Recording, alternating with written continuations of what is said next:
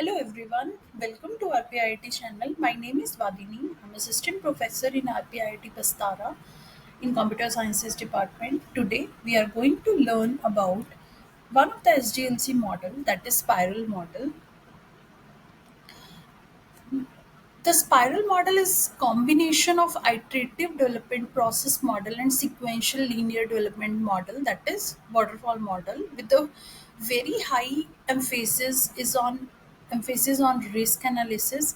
It allows incremental releases of the product, or you can say incremental refinement through each iteration around the spiral. So what it means, the spiral model initially is an evolutionary software process model that couples the iterative feature of prototyping, which is with the controlled and systematic aspects of linear sequential model. So it is being proposed by Boham, and it is implemented to potential for rapid development of new versions of the software. A software project goes through their loops again and again in iterations. After each iteration, more and more complete versions of the software is being developed. The most special thing about this model is that risks are identified at each stage and they are resolved through prototyping. So this feature is also called risk handling during the early iterations. Additionally, you can say that additionally release maybe a paper model or prototype. So during later iteration, more and more complete versions of engineered systems are produced. So this is the basic diagram of spiral model. So here, like you can see, like each cycle in the spiral model is divided into four parts. So here, what is going on, the again, this is something like this line we can say like the cost effectiveness, and this line the review, and this is the release line we can predict it. This is the design. So what it means that the progress is going on from here to here, and the identifying of and the risk resolving risk, again the review and the planning for the phase. So here we can see that each iterations, each of the phases are being iterative again and again. So the objective of each cycle in the spiral model with the identification of the purpose for that cycle, that are possibly achieving the targets and the constraints that already existed, right? And what else is that the risk and assessment and reduction. So the next phase, you can say that we will discuss now the what are the different phases here. As we have seen from starting from here, we are describing determining objectives and alternate solutions. So in this first phase, whatever requirements the customers has related to the software are collected. So what are the documents, the all the documents which been what are the product to be made and its related documents to be collected here in the determining objects and alternative solutions.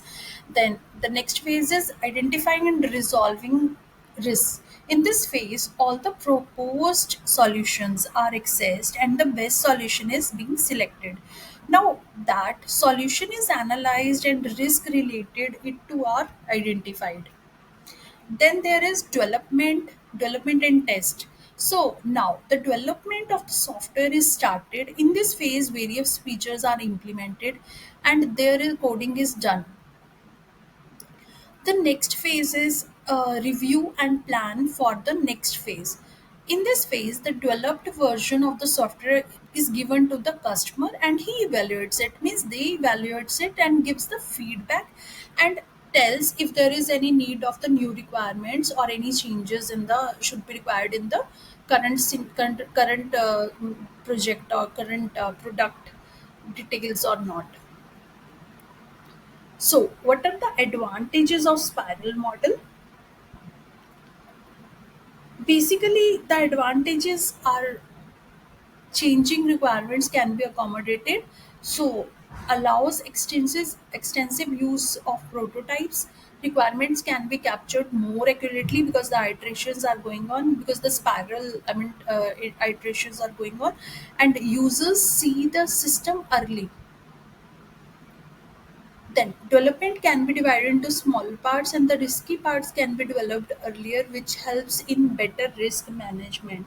That is the most important advantage of spiral, that high amount of risk analysis is being done in a spiral model. Then one more advantage here is useful for the large and mission critical projects. We can use this spiral model. Then what are the disadvantages of spiral model? It can be the management is more complex, of course, because the things are going on in a repetitive way. Then the end of the project may not known early, and not suitable for the small or low risk projects. Of course, I have already mentioned, like, it is useful for the large and mission critical projects, and it could be very expensive for the small projects.